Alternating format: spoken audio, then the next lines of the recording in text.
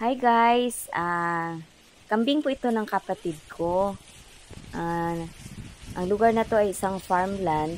Pag tag-init, mais ang nakatanim. Pag tag-ulan, palay ang nakatanim.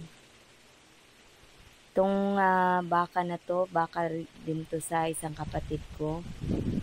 At saka may kalabaw din siya dyan sa malayo. Tapos, pag kasi ngayon wala nang tanim, nakaani na, mga hayop na din yung nandito, kumain sa mga mga wastes ng pag-ani.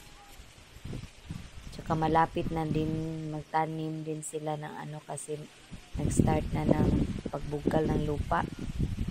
Siguro mais ang itatanim ngayong season kasi by season